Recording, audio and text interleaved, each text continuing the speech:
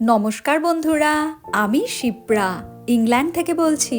বিলেতি বঙ্গিনীর একটি ব্লগে আপনাদের সবাইকে স্বাগত। ছোট্টবেলায় সংক্রান্তির পরের দিনটাই হয়তো সবচেয়ে তাড়াতাড়ি ব্রাশ করতাম, কারণ সকালবেলা উঠে বাসি পিঠে খাওয়ার সেই আনন্দ। আহা, পিঠে আর বেশি নেই, কালকে ওই বাড়িতে পাঠিয়েছিলাম, তারপরে আরও একজন এসছিল, তাকেও দেওয়া হয়েছে। আর আমার বর প্রথমে ভেবেছিলাম সে কিছুই খাবে না, তারপর দেখলাম কিছুই ছাড়ছে না, তো এই 6 পিস আমার জন্য রয়েছে। তো কালকে যেহেতু আমার একাদশী ছিল, খেতে পারিনি, আজকে এই দিয়েই আমার ব্রেকফাস্ট হবে। পুজো দিয়ে উঠতে পারিনি, উফ কখন পিঠে খাবো। আর সারা রাত ঘুম হয়নি, সারা রাত মনের মধ্যে শুধু গান চলছে। जिधर देखती हो उधर तुम ही तुम हो, न जाने मगर किन ख्यालों में गुम हो, मुझे देख कर तुम जरा मुस्कुरा दो, नहीं तो मैं समझूंगी मुझसे खफा हो। চলেছি এখন অফিসে, আর দুদিকের নাজারা দেখে মনে হচ্ছে স্লেটে চক দিয়ে আঁকা ছবি, আর সেই ছবির শহরের বাসিন্দা আমি। জানেন, দুপাশের এই বাড়িগুলোকে দেখে ভাবি যে আমার কবে একটা আমার নিজের বাড়ি হবে, মানে আমার নিজের পয়সায় কেনা বাড়ি। কখনো কখনো ভাবি বাবা মারা আজকের মডার্ন দিনেও তাদের মেয়েদেরকে বিয়ে দেওয়ার সময় প্রচুর গোল্ড দেয়। আমার মতে গোল্ড দেওয়া একদমই উচিত নয়, তাদের উচিত সেই টাকা দিয়ে তাদের মেয়ের নামে একটা বাড়ি কিনে দেওয়া, আর তা না হলে পুরো টাকাটা তার মেয়ের নামে ব্যাংকে রেখে দেওয়া।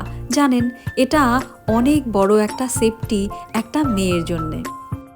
যদিও গোল্ডও ভালো ইনভেস্টমেন্ট, তবে আমার বাড়ি বেশি পছন্দ। আর আজকে কিন্তু আমি যাব আমার জন্যে বাড়ি দেখতে। কোনোদিনও দেখিনি। ও মাই গড, হেভি লাগছে। ওয়াও ওয়াও, এই যে এখান দিয়ে জল পড়ছে, তাই এর লম্বা লম্বা বরফের চাই হয়ে রয়েছে। ও বাপ রে বাপ, এইটা দারুণ, এইটা দারুণ। বাহ বাহ, কি দারুণ। নিচে পুরো পুরো চাই এরম। এখানটা তো কি বড় দুটো হয়েছে।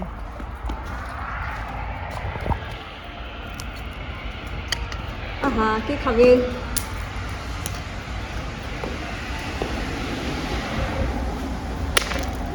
বরফের চাদরে মোড়া এই দিনগুলোতে কিন্তু আমার মতন যারা গ্রীষ্মপ্রধান দেশ থেকে এই দেশে উড়ে আসে তাদের জন্যে অনেক কষ্টকর।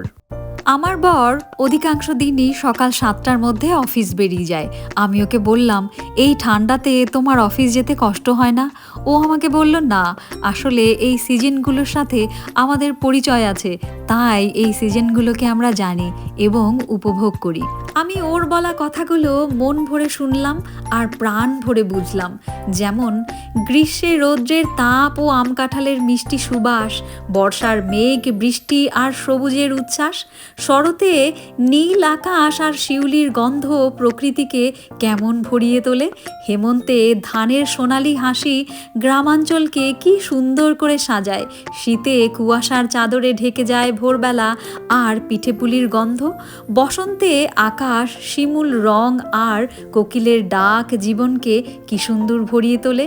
ঠিক তেমনি যেমনি আমরা আমাদের ঋতুগুলোকে অনুভব করি, ওরাও ওদের ঋতুগুলোকে অনুভব করে। একটু রান্নাটা সেরে নিই, তারপরে আপনাদেরকে নিয়ে ওই বাড়িটা দেখাতে নিয়ে যাব। আর আপনারা 5 মেশালি সবজি তো অনেক খেয়েছেন, আজকে আমি যেভাবে রান্না করছি সেইভাবে একটু করে দেখুন তো। কড়াইতে তেল গরম করে 5 ফোড়ন দিয়েছি, তার সাথে 2টো কাঁচা লঙ্কা, হাফখানা পেঁয়াজও একটু পাতলা করে কেটে সেটাও একটু ভেজে নিচ্ছি। আর আপনাদেরকে আগেই বলেছি, আমার বাপের বাড়িতে পেঁয়াজ রসুন দিয়ে কোনো কিছুই রান্না করা হতো না চিকেন ছাড়া, তাই আমি পেঁয়াজ রসুনের ব্যবহারটা একটু কমই জানি। যা শিখেছি আমার প্রথম শ্বশুরবাড়ি থেকে আমি অল্প স্বল্প রান্নাবান্না শিখেছি, কিন্তু আজকের এই রান্নাটা একদম ইউটিউবের দান। কলকাতা থেকে আসার সময় আমি একটা ছেঁচনি নিয়ে এসেছিলাম পাথরের। ছেঁচনিটাকে আপনারা কি বলেন জানি না, তবে আমি কিন্তু এটাকে ছেঁচনি বলি। যাই হোক, ওই ছেঁচনিটার মধ্যে ২-৩টে কোয়া রসুন আর একটুখানি আদা দিয়ে দেখুন কিরম ছোট্ট ছোট্ট বড় বড় মতন করে ছেঁচে নিয়েছি, আর সেটাই পেঁয়াজটা ভাজা হয়ে যাবার পরে দিয়ে দিচ্ছি। এইবার এইটাই সুন্দর করে মিশিয়ে নেব। আর এই পাথরের পাত্রটাকে আপনারা কি বলেন আমাকে কমেন্ট বক্সে জানাবেন কিন্তু।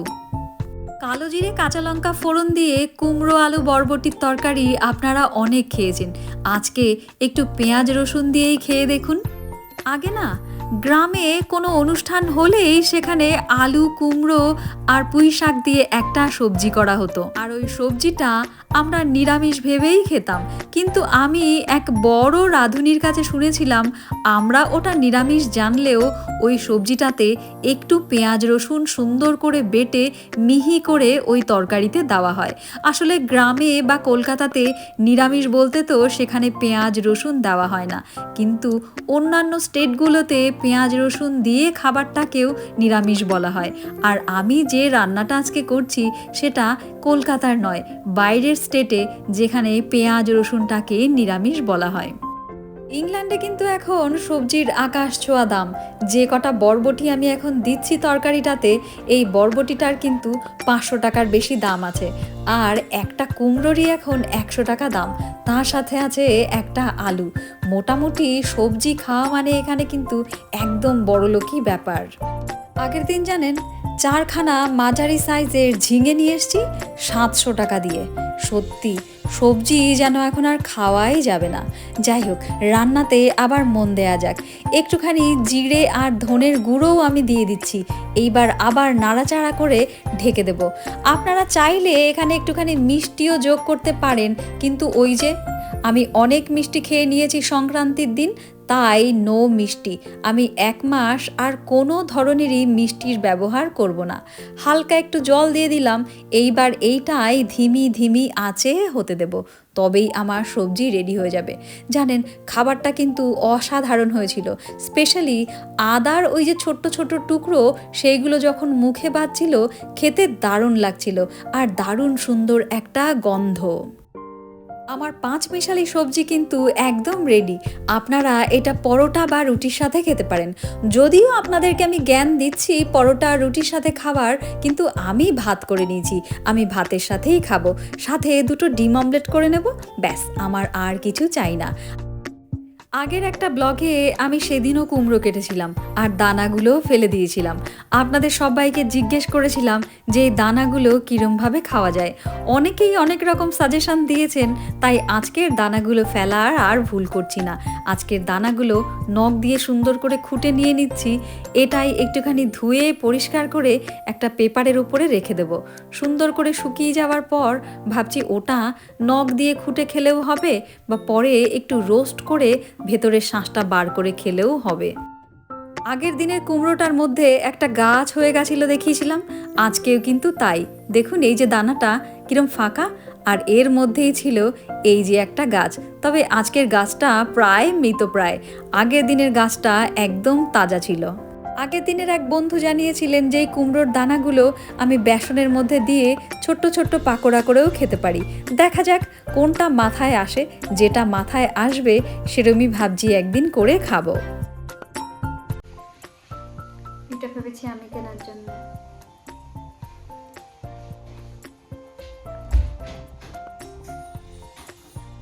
অনেক দাম। খারাপ না, ভালোই, তবে দাম হিসেবে অতটা ভালো না। এই সামনেটা হচ্ছে, এখানটায় ছোট্ট একটা গার্ডেন সামনে, এই যে ছোট্ট একদমই পিদ্দি মার্কা ছোট্ট একটা গার্ডেন। অথবা এইসব খোলা মোলা সব একদম পুরানো, মানে নতুন করা এই ফ্লোর দেখাই। বাড়িটাতে ঢুকেই প্রথমে ডান পাশে এই একটা রুম, আর এই সোজাই হচ্ছে সামনের গার্ডেনটা। ছোট্ট একটা রুম, এই একটা গলি রাস্তা, এটা হচ্ছে ড্রয়িং রুম।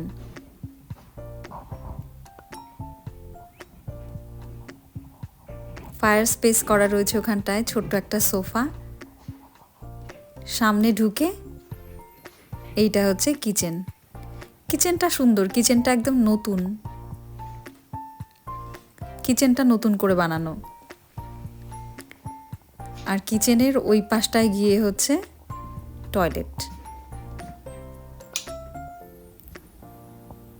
এটা হচ্ছে টয়লেট, টয়লেটটাও নতুন।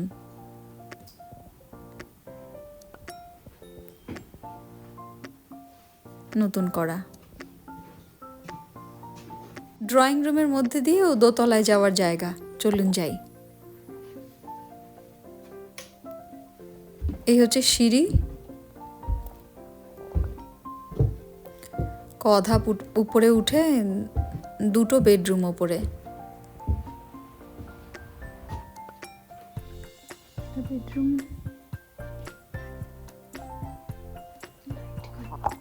একটা বড় বেড,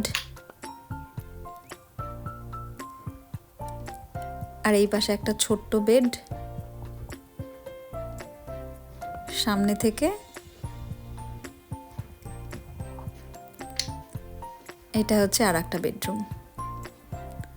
খুব বড় না, সব ছোট ছোটই, কিন্তু ভালো, খারাপ না, সব গোছানো, ভালোই। আর এই সোজা হচ্ছে নিচে সিঁড়ি নেমে গেছে। পেছনে একটা ব্যাক গার্ডেনও আছে, বড্ড ছোট। যাই হোক, বিলেতি বঙ্গিনী আজকের ব্লগটা এখানেই রাখবে। পরের ব্লগে আবার আপনাদের সাথে দেখা হয়ে যাবে। ততদিন ভালো থাকবেন, সুস্থ থাকবেন, পরিবারের সবাইকে সুস্থ রাখবেন। Tata, bye bye.